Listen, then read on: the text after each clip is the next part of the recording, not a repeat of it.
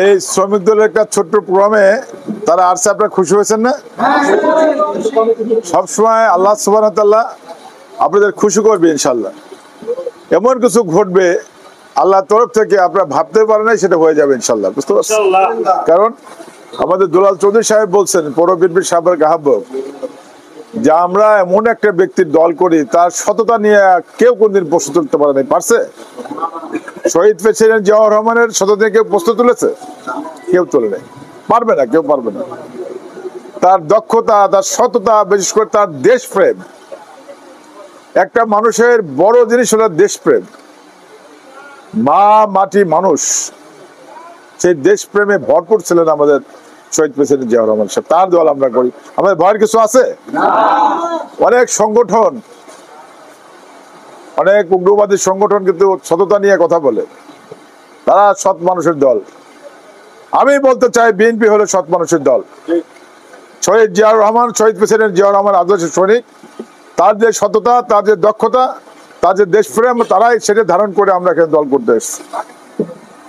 আমার সামনে আপনারা বসে আছেন, যাদের জন্য আমি এই দলটা করি, যাদের জন্য এই দীর্ঘ আমার রাজনৈতিক জীবন প্রায় 40-45 বছরের দলটা করি, আমাদের কিন্তু আপনাদের আমি দেখা মানে ভালোভাবে পর্যন্ত পাইনি। আমি বেসিক্যালি গরিব দুঃখী মানুষের মুখে হাসি ফোটানোর দলটা করে আসছি। আমি রাজবাড়ি জুট মিল বানানোর জন্য আসি নাই, আমি অট্টালিকা বানানোর জন্য কিন্তু আসিনি।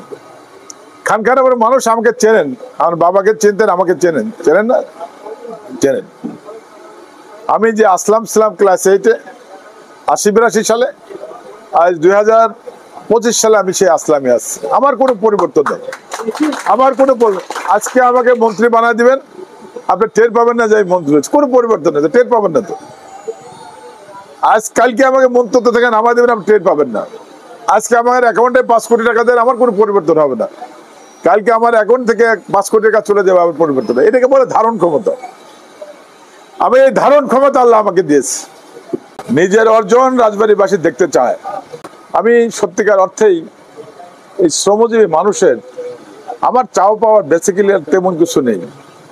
এই খানখানাপুর থেকে ঐতিহ্যবাহী খানখানাপুর, এই জন্য বললাম এই খানখানাপুর ঐতিহ্যে ভরপুর। কিসে ভরপুর? ঐতিহ্যে ভরপুর। এই আমরা যেখানে মিটিং করতেছি, আমি আসার সময় মনে করতেছিলাম যেটা স্লোগান দেব, যে দল বড়, অফিস ছোট, বড় বড় জায়গায় মিটিং করতে হবে, ডাক দেবো সব মানুষের, হয়ে যাবে 1000 মানুষ, আল্লাহর তরফ থেকে হয়ে যাবে ইনশাল্লাহ। পৌর বিএনপি একটা মিটিং করেছে, পৌর বিএনপি ওয়ার্ড 1, 2 এবং 3 ওয়ার্ডের মিটিং করেছে। সেই ওয়ার্ডে দেখলাম শত শত মানুষ, বিশেষ করে মহিলাদের উপস্থিতি আমি কিন্তু সাংঘাতিক লক্ষ্য করলাম।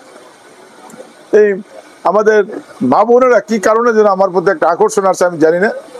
আমি চেহারাও সুন্দর না, কালো মানুষ, তো মোটা মানুষ, কিন্তু আমি বিশ্বাস করবেন যে 5 তারিখে যে আমাদের প্রোগ্রাম করলাম বলন্দ মোড়ে ফ্যাসিস্টের বিদায়ের দিনে, প্রায় 30,000 লোক ওখানে হয়েছিল এবং 1000-2-3 মহিলা আসছিল। তারা মাথায় হাত দিয়ে এরকম করতো, আমার মাথায় এমনি চুল কম, আমার মাথায় এমনি চুল কম, এরকম মাথায় ধোয়া দিতে দিতে আমার চুলই পড়ে গেছে আমার মনে হয়, বুঝতে পারছেন? আমি বারবার বলতেছি আপনাদের যে আপনারা এমন কোনো কাজ করবেন না দলের ইমেজ ক্ষুণ্ণ হয়, এমন কোনো কাজ করবেন না জনগণ আমাদের থেকে মুখ ফিরিয়ে নেয়।